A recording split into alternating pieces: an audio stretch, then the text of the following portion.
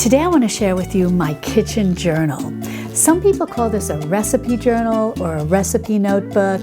I actually have a lot more in here than just recipes, but whatever you call it, having a kitchen journal is essential to the traditional foods kitchen.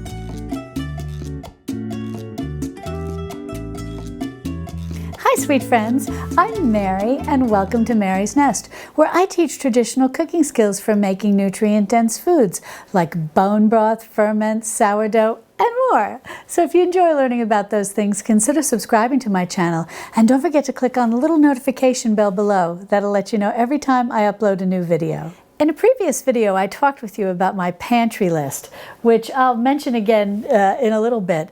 But in that video, I mentioned my kitchen journal, and I promised that I would do another video for you just about my kitchen journal where I walked you through it and showed you what I keep in it. Some people really like having planners or making planners and having lots of stickers and all of that. For me, I really like having and making a kitchen journal. And the reason why I like making a kitchen journal, I feel that it's so essential, really when you have any type of kitchen, but specifically for those of us who have a traditional foods kitchen. And it's even more important if you're making the transition from a processed foods kitchen to a traditional foods kitchen. Because as you're making those changes and you're learning new skills and learning how to incorporate new foods into your menus, you may not always remember exactly what you need to do. And that's why I find the kitchen journal so handy, because you can print out or type up, whatever way you do things, the different things that you need to know, and then you can put them in your kitchen journal, and then you have them at the ready. So if you're getting ready to make beef bone broth, for example, and you're like, oh, what exactly do I need to put in it? And you've printed out the recipe and you have that handy, then you're all set. But also, what if you try to remember, how long do I need to soak beans for? Or what are the cuts of beef that are best for using in stews? Or so on and so forth. There are so many things, and we'll go through and talk about all of this in detail. But that's why I feel it's very important to have some type of notebook that contains these types of pieces of information at the ready so that you can quickly look at it and not have to worry about trying to go online and find it or go through a cookbook and find it. And I want to add in a little tip here. In addition to your kitchen journal, something that I like to do is if I've got something that's really important that I want to more or less highlight to myself, or maybe something that I've started doing new that I really like, but that it's not committed yet to muscle memory, so to speak, so I don't know how to automatically do it. I will print it out or type it up and print it out, print it out from online if it's some instructions, or type it up and print it out if it's something that is just in my own mind. And I will tape it to the inside of one of my cabinets over my stove or near my cooktop so that it's handy there for me. And I'll overlay a picture so that you can see how exactly I do this. Now, I think in the picture that I'm going to overlay, the things that I've taped up look pretty well worn because I think they've been there for a while now. But I really like having them handy because every once in a while I'll think about something and I'll say, oh yeah, how did I do that? That's something I really liked. And I'll just open up my cabinet and it's right there. In another cabinet, I have a list of spices that are very good for anti-inflammatory processes. And then I don't even need to, I'm not even getting out my kitchen journal. It's like I just open the cabinet. So that's a good tip. And speaking of that picture that I'm sharing, at the end of this video, I'm going to share a few pictures of my actual kitchen because many of you have asked me about that. So I'll include that after we talk about the kitchen journal. So getting back to my kitchen journal, this is a real, what do they say, tome? It's getting pretty heavy. But I like to, just like how some people like to sort of decorate up their planners and all, I like to find some pretty little papers. This is just actually this is an old notebook from my homeschooling days.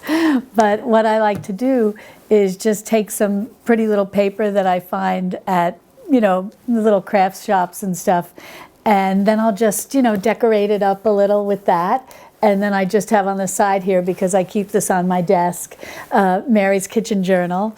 And then I just have a few little things that I write on the front about what's in it, and so on and so forth. So, I mean, you prepare yours any way that you like. And probably so many of you have kitchen journals.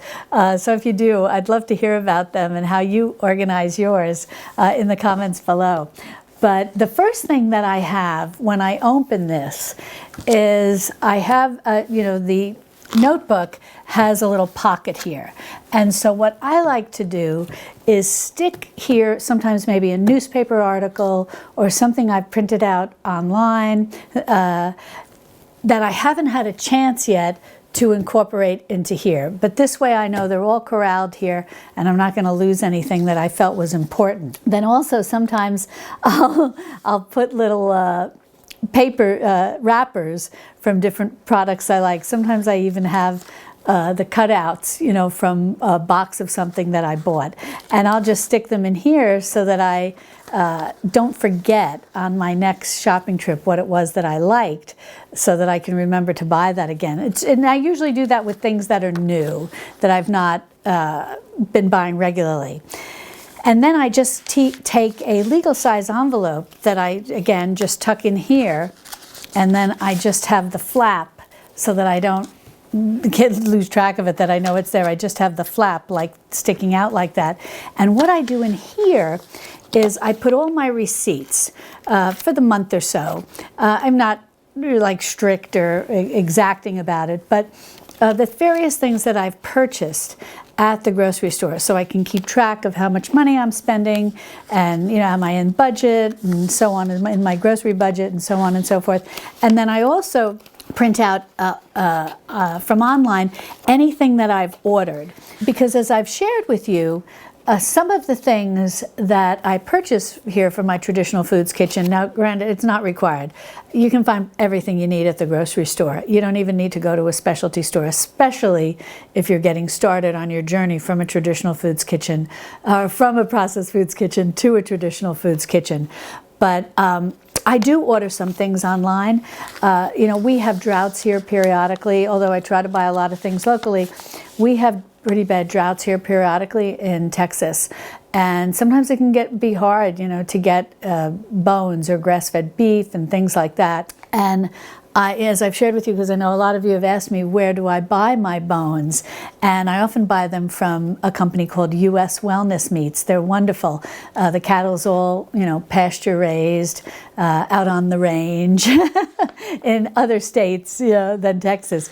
But when I order those things, I'll always make sure that I keep those receipts in here. So I have a record of what I've ordered, when it's going to arrive, because they pack it beautifully. I have a video where I do an unboxing of things that I purchase from them, and it's just a terrific company.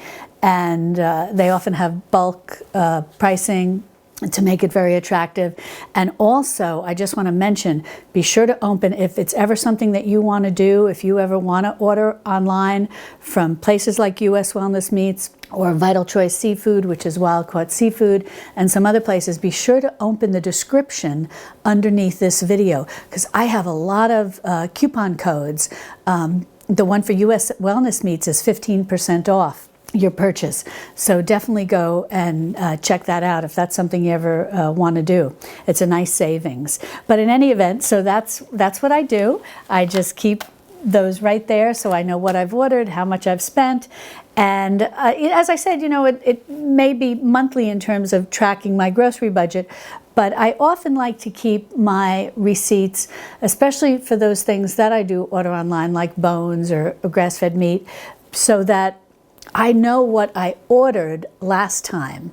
And because I do tend to order very similar things. And this way I always have a record of, oh yes, okay, I ordered this and I really liked that. That was good. And it lasted me X number of months or whatever the case may be. And it really helps me budget, and it helps me stay on track of my inventory. So that's kind of, I find that handy. And I find it handy, a lot of people may tack them up to a bulletin board or something. I just find it very handy to keep it right here in my kitchen journal. Well, moving on, I have a bunch of tabs in here. Again, all from my homeschooling days, but I have one of those little label maker things, which I love. And so I've just put new little tabs in here. And what I start with are the first section in my kitchen notebook are meal plans. And this is just an August meal plan. And speaking of these meal planners, just like which we'll talk about the pantry list in a minute, but just like I shared in my previous video, this is something that you can download for free from me, my pantry list. I'm also working on these meal planners that can make it very easy for you to, if you're the type that if you do enjoy the kitchen journal or, a planner or whatnot, you can put these sheets in and then you can make your meal plans. You can just handwrite them up. I find it very handy. I know a lot of folks really like online meal planners, and I do too. It's sort of a combination of doing two things that I like. I like having something like this where I can just write out some of my ideas, and I'll talk about exactly how I do my meal planner. But I like having something where I can just write out my ideas. But I also do use an online meal planner that I really like. It's called Plan to Eat. And the reason I like Plan to Eat is because I don't like meal planners that give you all of the meals you have to make for a particular week. I prefer the flexibility of just putting in the meals that I want to make from a list of recipes that I've curated. And that's what Plan to Eat allows you to do. You can be bopping around the internet and you can see a recipe you like, and then they have a little plug-in, I'm not quite sure what it's called, but it's just a little thing on your computer that you click, and then it adds that recipe from that website into your little curated list of recipes. I find this so clever. And then if you want to use that recipe in a particular meal plan for the week, they have the little online meal planner, and then you just drag it from your curated list of recipes and drop it in wherever you want. I find this fantastic. And I think I've got like 2,000 recipes that I've just saved from some of my own, from my own website, as well as ones from, anywhere that I found on the internet. And I think it's so clever. And then that way, I can look and see, okay, I put these recipes in for the week, and then I know, okay, we're not going to, be making dinner on Friday or whatever the case may be. That's what I've never really liked about structured meal plans, because I may not be making those meals every single day, or I might have leftovers. And so this gives you a lot of flexibility. If you're going to do leftovers, you can just put in a note. It allows you to put in a note, leftovers, So I just think it's terrific. And it will generate a grocery list for you based on the recipes that you dumped or dragged into your little meal planner. So I think it's very clever. But I've been a customer of this for a really long time, and it is so ridiculously reasonable. I don't remember exactly what the price is, but it's just it's a yearly rate, and it's very reasonable.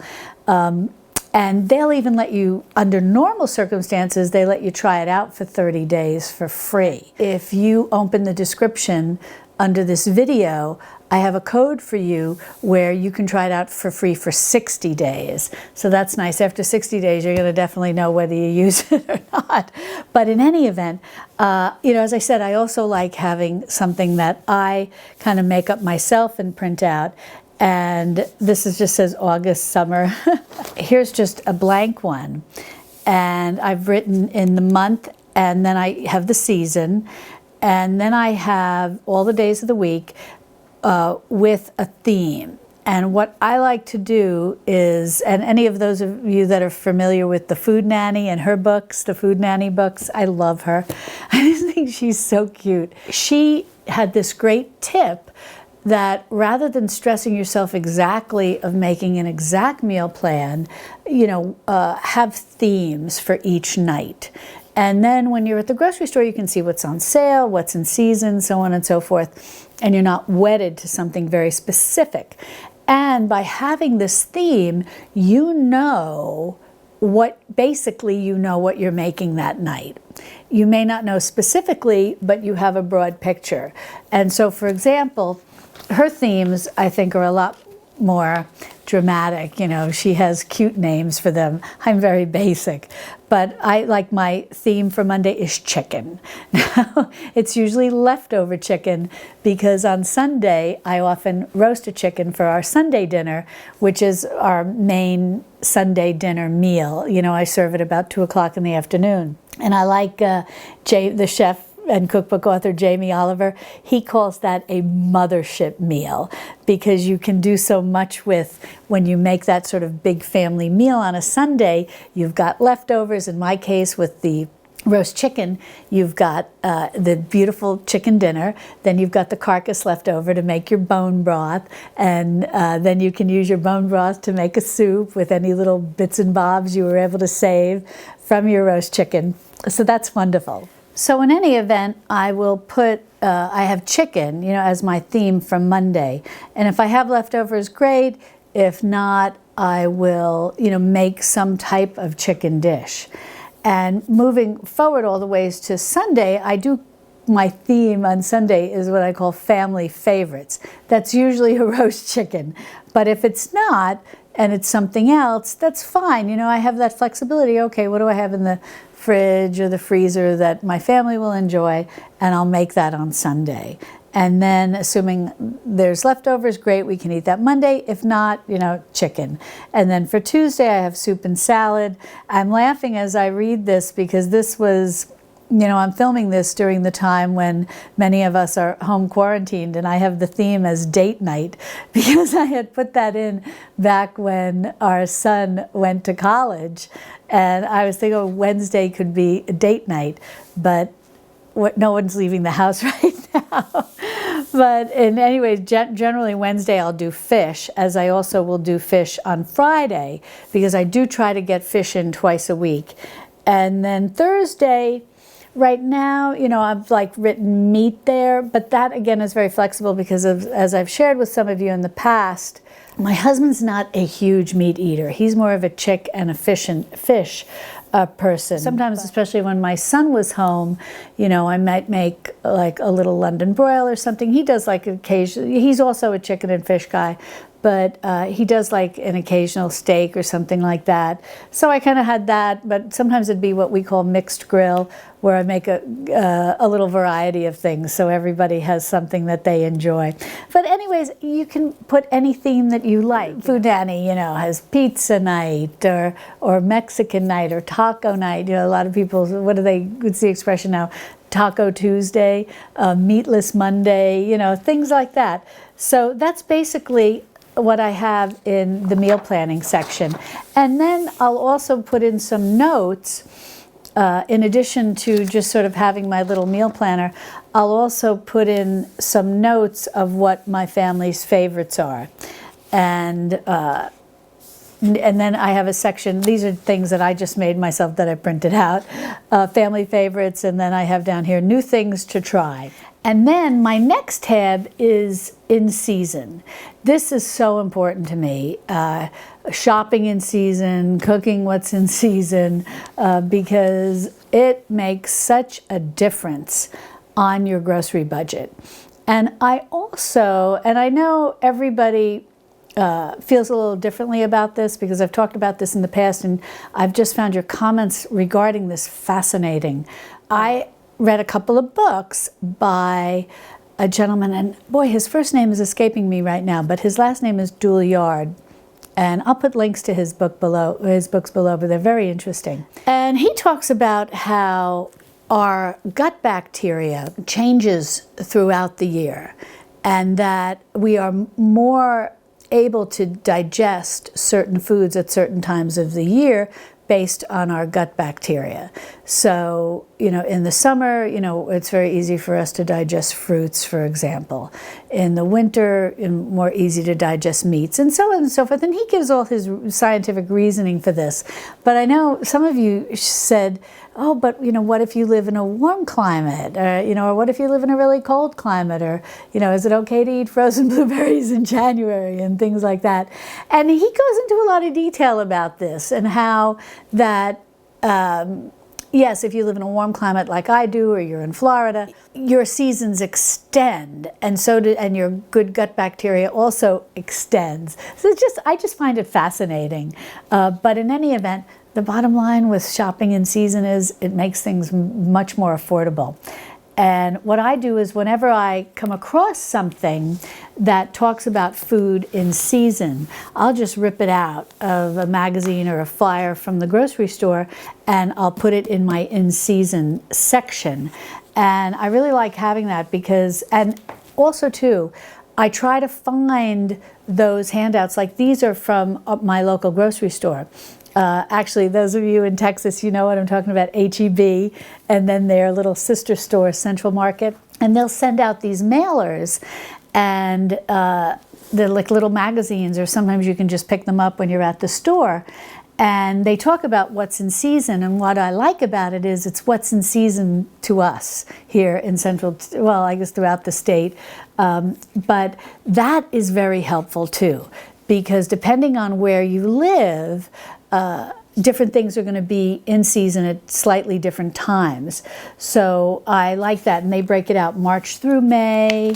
And then I had another page in here, what's in season June through August, and so on and so forth. If your grocery store doesn't provide you with something like this, don't worry. There's a plethora of this online, and all you need to do is look for seasonal food lists for your particular area. Like what's in season in Central Florida, for example. You can also contact your extension service or just go to their website. They usually have lists based on growing seasons and what's in season. So I highly recommend that, and that's why I like having this. I like having an in-season section, because as I find more information about farmers markets, I put that in here too. And so, but again, this is how I do my kitchen journal. You will, if you're new to making a kitchen journal, you can just start with a basic framework like I have, but then you're going to find, oh, I need X more than I need Y, or so on and so forth, or gee, I need to add A, B, and C. And as you go farther along on your journey of making the transition from a processed foods kitchen to a traditional foods kitchen, you'll know what you need, and then you tailor it to your liking. Another section, my next section, is cuts of meat. And this was something that I put in, and I put in years ago, because when I started learning, about buying beef, especially when I was interested in buying the bones, and there are sometimes little groups that you can get into where you buy a whole cow, and it's divided amongst 4 families, and it makes it very reasonable to do. You get like a cow share. And I really needed to educate myself about the different cuts of beef. And I would just find these things online, and then I'd print them out. This print is really small here at the bottom, but this one is just from the National Cattlemen's Beef Association and the Beef Board. They have so much information on their website if you want to, learn about the different cuts of meat. So I have that.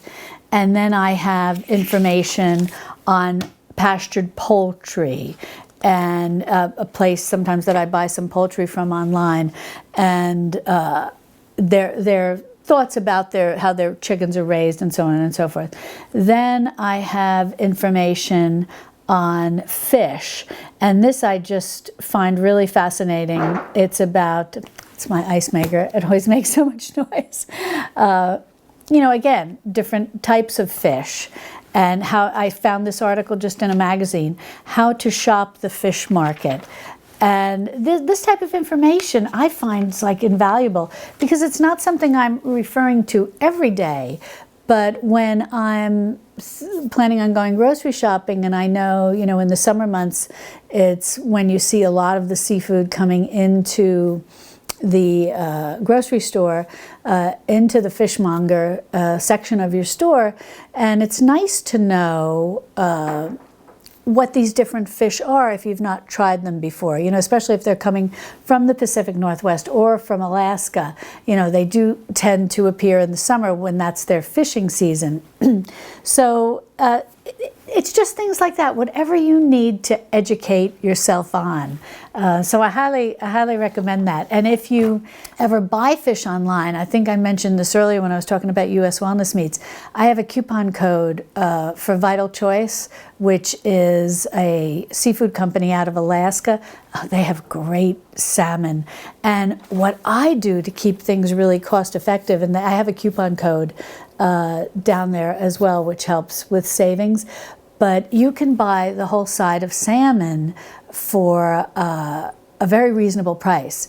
If you think, you have a family of 4 maybe, and you're going to cook the whole side of salmon, you may or may not have some left over. But if you have some left over, you can do a salmon salad the next day. You can do a lot with it. And it's a lot less expensive than buying those nice little individual slices that are all vacuum packed and all. Those I find, can get a little expensive. So I'll just buy the whole side of salmon. It's much more affordable. And then I also they sell periodically, you got to keep your eye open on their website.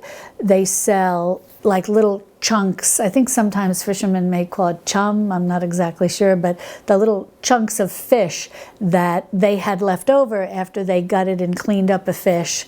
And they were like little pieces that they couldn't sell as a fillet or whatever the case may be. And they'll bundle those up in 1-pound packages, and they'll sell them. And you can get king salmon. And I'll buy that, and I'll just have these like little. They're all like uneven pieces and chunks, but you grill them up, you put them on a salmon salad. It's out of this world. And then the other thing is they have halibut. Halibut is an expensive fish, and I can't recall ever having bought whole halibut pieces or fillets, whatever. But they will sell the little chunks, and they are what I use when I make my fish stews, which I'll be sure to put the link in the description below. Oh, those fish stews are delicious. And I have a couple of different recipes, but I just use those little chunks, and they're very reasonably priced, and they come in like a 1-pound bag, and I'll just defrost that, and it makes enough for when my son was home with us. Definitely made plenty for the 3 of us to eat, because you've got vegetables in there and everything. And I'd often have leftovers. And now, with my husband and I, we can get 2 or 3 meals out of it. So definitely check that out. That is a real good savings. Okay, now I'm on my third. What's this? This is the 4th section, and you'll see this is blank because I had something else in here. I don't remember what it was, but I didn't need it anymore, so I took it out because I'm going to put in another copy of my How to Stock Your Essential Traditional Foods 4 Corners Pantry. And basically all this is a download that I created. This is totally free. I'll put the link in the description below. You may have seen the video last week where I talk about this in detail. But basically, it's just on paper, and I just printed it out on my printer. It's 36 pages long. And I go over all the things, both as, essential and optional, the different things for your pantry, for your traditional foods pantry. And this is your 4 corners pantry. So I'm talking about your main working pantry, your fridge, your freezer, and your extended pantry where you keep your backup supplies. And I talk about, which of the 4 corners pantry is the best place to store things. And it's just chock full with lots of great information. So be sure to check out that link in the description, and then print it out, and you can put it in a little separate notebook like this, because I'm going to keep this one over in my extended pantry so I can keep track of my inventory, because I'll show you, I put a column here where you can put amounts, and you can just write it in pencil so you can erase it as amounts change. Or if you're like me and you love these, I mentioned this. This is so funny. I have nothing to do with this company, but I love these pens because you can erase them. And they come in all different colors, and they're very inexpensive. And I'll put a link. You can just get, you can probably find them at your grocery store in the school supply section. They're by, and I never know quite how to pronounce it right, Frixion or Frixion. And they're just made, who makes these? Pilot, the Pilot Pen Company. So you might find them in line at, in the aisle at the school supplies at your grocery store. I've seen them there, but I also order them on Amazon because I like to buy the pack that has all the different colors. I love the purple. But when it erases, it doesn't erase like a pencil. There are no erasures. It's amazing. They're like little like magic pens. But so I'm going to probably put this one over in my extended pantry so I can really keep on top of and keep tabs of my extended pantry and what I've got in there. But I'm going to print out another one, and I'm going to put that right in here so I can kind of keep this as a sort of a running list and something to refer to when I'm making my grocery list and things like that. And then my next tab says Nourishing Traditions. I know those of you who have been with me a while, that's not going to come as any surprise to you. I love the book Nourishing Traditions by Sally Fallon. And she really was a pioneer in bringing back the traditional foods, the traditional nutrient-dense foods movement. And so what I have in this section is I just have a lot of printouts that I've printed off from their website. And if you've not been to their website and this is a subject that interests you, traditional nutrient-dense foods, you have got to go over there. It's the Weston, W-E-S-T-O-N-A, the letter A, Price, P-R-I-C-E. And I believe, let me see if it's, I don't know if they have the link. I'm not sure if it's .org. Yeah, it's .org. And it is chock full of so much information. They put all of their journals, after they've been out a little while, the journal that you can get in the mail, that I also love, that comes quarterly. But after it's been out a while, they'll put that online. Everything you ever wanted to know about nutrient-dense foods is on that website. It's just amazing. And so what I'll do is if I see an article or something that really interests me, I'll print it out, like this one. And if you're wondering why it's called Weston A. Price, if you're not familiar with Sally's book and her work, she based her book, Nourishing Traditions, on the work of a dentist. He was actually a dentist named Dr. Weston A. Price. And he and his wife liked to travel a lot. And this is going back, I believe, to the 1920s. And he found that when they would go to these various isolated villages where very traditional cultures lived, that the people looked amazing. They had beautiful, what he was focusing on was beautiful broad jaws with beautiful teeth and gorgeous smiles and nice wide faces. And then he also noticed physically they had great physiques, and thick hair, and so on and so forth. And he wondered, my gosh, the people that I see, he and his wife, I gather, lived in the city. And so there was a lot more consumption of white flour and white sugar and so on and so forth. And although they still had a lot of traditional foods back then, you know, white flour and white sugar and some other things like that had seeped into a lot of the, at least here in the United States, the modern American diet. And he wondered, wow, what is this difference that these people look amazing and yet the people that I'm treating don't look so good. They have narrow jaw and the crowding of the teeth and a lot of cavities and so on and so forth. And so he started asking these people as he and his wife traveled around what their diet was. And he found that they were eating nutrient-dense foods that were appropriate to their areas, local to their areas. So when he was in a little Swiss village, he found that the people really prized eating butter from the cows that grazed in the spring, and the butter was so yellow. Other places he found that the people ate a lot of eggs, and the yolks were orange. They were so rich and deep in color. And people had raw milk, and they ate cultured dairy, you know, different types of cultured dairy depending on where he was in the world. They ate a lot of fermented foods. They ate organ meats. And again, depending where he was in the world, would determine what type of organ meats they ate. And so he was fascinated by this, and he wrote a book about it. And the book, I think, was sort of lost to history. And I guess also the Dr. Price and Dr. Pottinger also did similar studies, but on cats. You may hear some discussion sometimes when you start researching nutrient-dense foods, Pottinger's cats. And they fed the pregnant cat, sort of a poor diet, and then more like the modern diet. And Sally calls it the standard American diet, or SAD. And fed the other cats a nutrient-rich diet. And then their kittens were very different. The kittens from the cats fed, a very diet lacking in nutrient-rich foods, were very sickly. And the cats fed a diet in nutrient-rich foods had very healthy kittens. And so they did a lot of studies like that. And that was a long time ago too, and that was sort of lost to history. And I gather Sally and other people as well, were starting to discover these books or rediscovering them.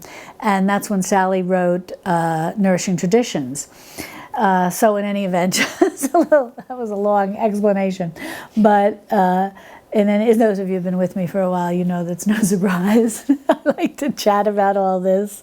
But there's a great article on their site called Principles of Healthy Diets. It goes over, what Dr. Price discovered and what type of foods we should be eating to try to avoid illness and be as healthy as we possibly can be. So that's what I like to put in my Nourishing Traditions section. Also, too, sometimes there were different articles about a subject that really was very near and dear to my heart, like how to make bone broth. So I would print out from their website things that they discussed as to why bone broth was nutritious. And they have a thing in their journal, which as I said, will be put online.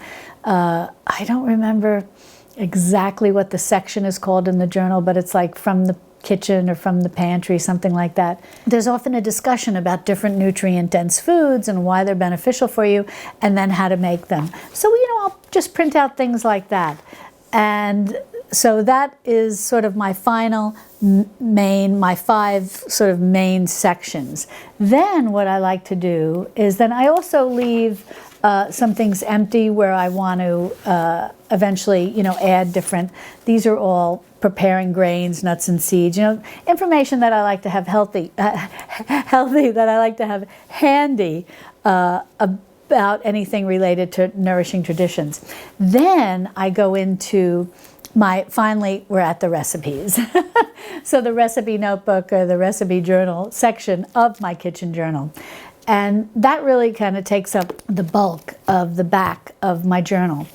And what I'll do is I'll just print out recipes. Here I have how to make rich and gelatinous beef bone broth. You may recognize that as something that I've shared with you in a video and on my website.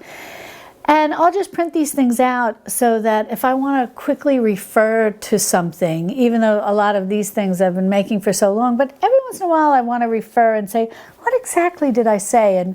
Or maybe do I need to make some adjustments and maybe make a new video? I've made a lot of bone broth videos that I have in a playlist, which I'll link to below in the description, because over the years of making beef bone broth, I've learned a lot of things, and I've found different things that I like and that I don't like to add.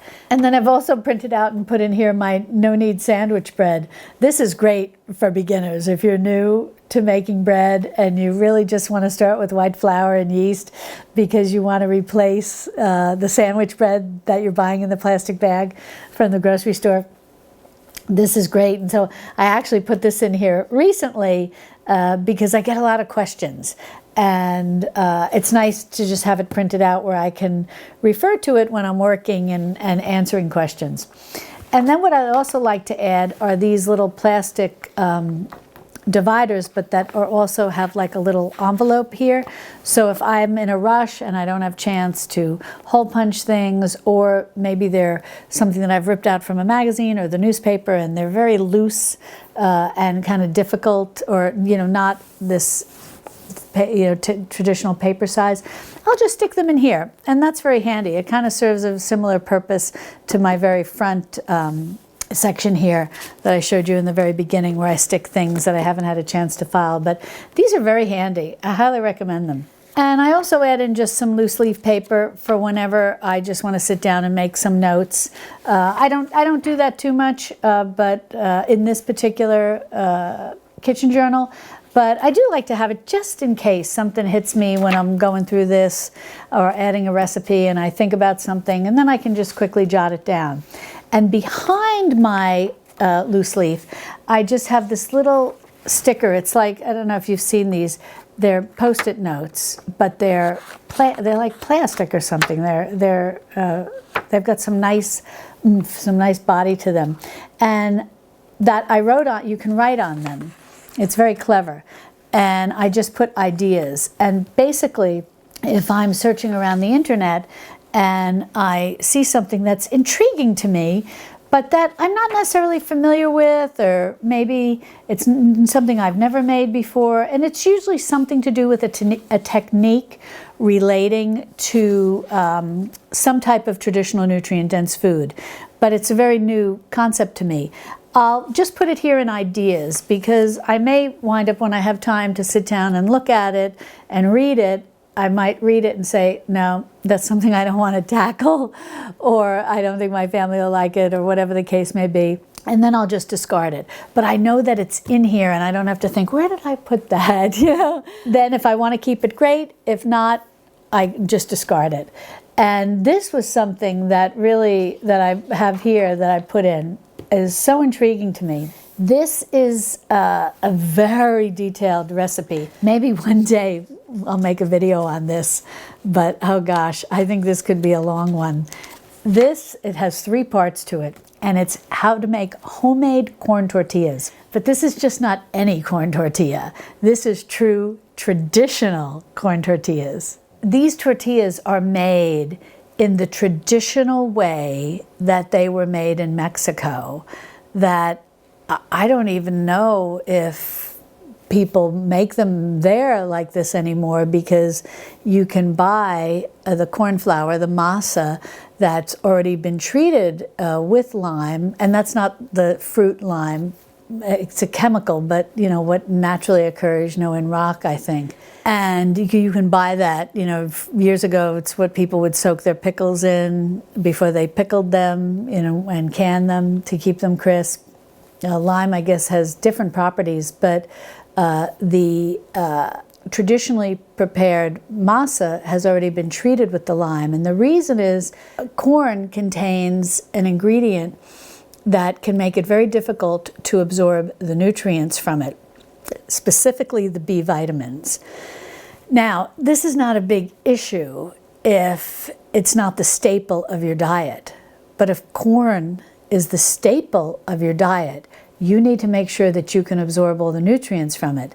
And when you treat corn with lime, it then unlocks this and allows you to be able to absorb the nutrients from the corn, specifically those B vitamins. So traditional peoples, traditional cultures in Mexico and throughout Central and South America, where corn is a staple, would, they'd grow the corn, they'd dry it, they'd pound it, with their mortar and pestle, or however they did it, and grind it into a powder. And, I'm not even sure, because I'm going to have to look at this in detail. I don't know if they treated the corn first with lime and let it dry, or if they treated the ground corn with lime. But in any event, this recipe is showing you how to grow corn, take corn, and dry it, treat it with lime, whatever the case may be, and then have your masa. Just like you can buy masa at the grocery store that's already been treated with the lime, this is taking you from square one and going through the whole process. I find it fantastic, amazing. These are skills we don't want to lose? You know, what if someday we can't buy masa at the grocery store and we need to know how to do these things if that's a crop that we're relying on for all of our nutrition? So maybe one day I don't have to be feeling very energetic, but so I printed this out because I found this, I started reading it online and I just found it fascinating. And this was from, some of you, if you're really into nutrient-dense foods, you may already know about this gal. She is fascinating and she has a website. I printed this out from, I think she calls herself thecheeseslave.com. And it's because she says she just loves cheese so much. But her website's been around for years. And she has so much information about nutrient-dense foods, how to make nutrient-dense foods, everything. And as I said, this fantastic recipe on how to make traditional corn tortillas. Now, I have a few more things to show you in here, but I wanted to mention before I forget that I wanted to share with you, for those of you who have asked, a few pictures of my kitchen. And the one picture that I want to show you is where I'm sitting right now. This is my kitchen table. We have a nice, you know, as I've shared with you in the past, we live in the Texas Hill Country, Central Texas. We have an old house, and every room is separate. There's no open floor plan, nothing like that. But the nice thing is the kitchen is nice and big. It's about 20 feet by about, I think 18 feet. It's a nice big kitchen. And this section where I'm sitting right here is my kitchen table. And then looking out that way, which I'll put another picture, is my kitchen island where you see when I'm filming my cooking instructional videos. And then pretty much everything else, I think you've seen the bulk of what's behind me on my kitchen counter. That's where all the cooking takes place. But when I'm at that kitchen island, I'm looking over here where I'm sitting now at my kitchen table.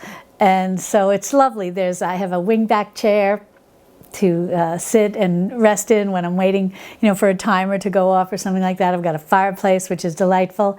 Not in August in Texas, but in our cooler months, it's very pleasant to have and to sit there. And behind me, I think you can see this, where the curtains are. These are French doors with like little side lights on either side. And I'll take you out there another day. That is our kitchen patio. And it's lovely because we have a table out there and you can sit out there and eat or whatever the case may be when the weather's a little cooler and enjoy the breeze and so on and so forth.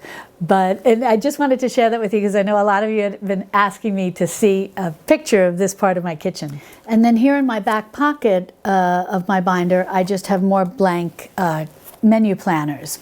Well, if you've enjoyed taking this tour of my kitchen journal and were interested when I was mentioning the pantry list part of my kitchen journal, be sure to click on this video over here where I go over this pantry list in detail and tell you how you can download it, and it's free. And I'll see you over there in my Texas Hill Country kitchen. Love and God bless.